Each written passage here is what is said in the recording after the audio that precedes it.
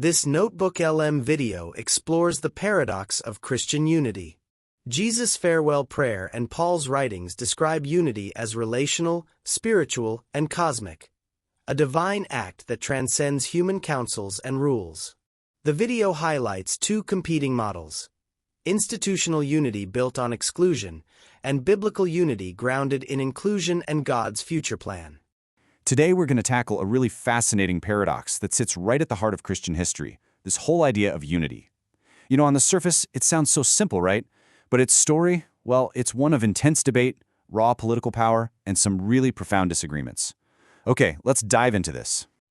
So this is the big question we're going to explore. I mean, for nearly 2,000 years, the effort to create one single, unified church has been this massive driving force. But what if, and this is the paradox, what if that very effort, the drawing of lines, the defining of beliefs, has actually been one of the biggest sources of division? It's a huge contradiction, and we're going to unpack it. All right, so let's start at the beginning. We're going to look at the first major attempts to really forge this kind of unity. We have to go way back to the early centuries of the church, a time when just figuring out what it meant to be a Christian was an incredibly high-stakes game. This was the age of the great ecumenical councils. Let's look at two of these huge moments. First up, 325 AD. The Roman Emperor Constantine calls together the Council of Nicaea, and his goal was honestly as much political as it was theological. You see, he figured a united empire needed a united church. But then, fast forward about a century later, and the Council of Chalcedon tries to refine things even more and ends up causing this massive split that, believe it or not, lasts to this day. A pattern was definitely starting to emerge. Okay, let's zoom in on Nicaea. The church at this point was really in the grips of this huge debate over the nature of Jesus Christ. Was he divine in the exact same way that God the Father was divine, or was he something else? For Emperor Constantine, this wasn't just, theological hair-splitting. It was a genuine threat to the stability of his entire empire. He needed one answer, one church, one unified belief system, period. So, the solution that the council came up with, well, it all hinged on a single, very specific Greek word, homoousios. It means of one substance. Now here's the catch. This word doesn't actually show up anywhere in the Bible, and that was a huge point of contention for some people. But it was chosen because it was so precise. It was basically a theological line in the sand designed to be completely unmistakable. And this word basically created two distinct sides. On one side, you have the position that became the official orthodoxy, that Christ is homoousios with the Father, meaning co-eternal and fully divine.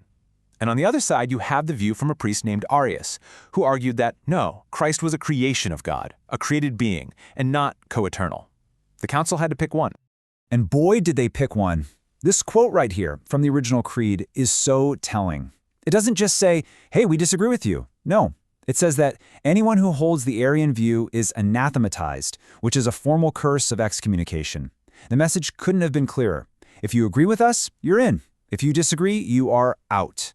Unity was being achieved by literally cutting off the people who disagreed. So after the council, there was exactly one official way to believe. That was it.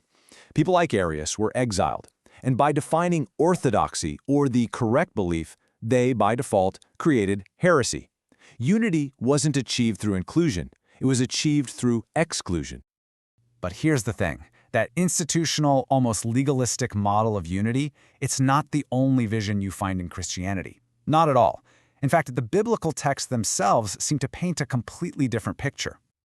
Take this, for example. It's from a passage known as Jesus' farewell prayer. And here, he's praying for a very, very different kind of oneness. This isn't about agreeing on a specific Greek term. It's about a deep, relational, spiritual unity that actually mirrors the relationship inside the Trinity itself. And why? So it can be a powerful witness to the rest of the world. And the Apostle Paul, well, he takes this idea and expands it to a cosmic scale. He talks about God's ultimate plan to unite all things in Christ. And he's not just talking about believers in the church here. He means the entire cosmos, heaven, earth, everything, brought together in harmony under one head. It's a massive idea.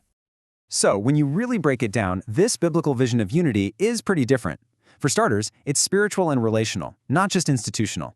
It's also cosmic and future-oriented. It's something God is going to do at the end of time. Theologians have a word for this, eschatological. And maybe most importantly, it's presented as a divine promise, not some project that has to be perfectly engineered by human councils right now. Okay, so this leaves us with two very different models for unity, and they're just sitting there in this constant state of tension with each other. On one hand, you've got unity by rule and definition, and on the other, you have unity by a divine relationship and a future promise. This table really makes the contrast super clear. Look at the institutional unity from the councils. Its basis is doctrinal agreement, its method is exclusion, its time frame is immediate and historical, and its source is human councils. Now look at the biblical idea. The basis is spiritual oneness, the method is divine fulfillment, the time frame is the future, and the source is God's plan. They're almost opposites.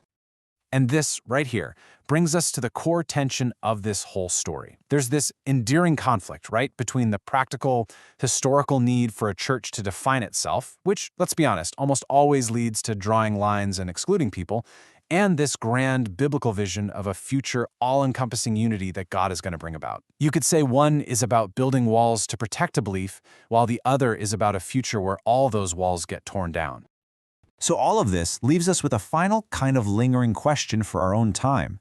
In a world that feels more divided than ever, and inside a faith that has literally thousands of different denominations, what does true unity actually look like today?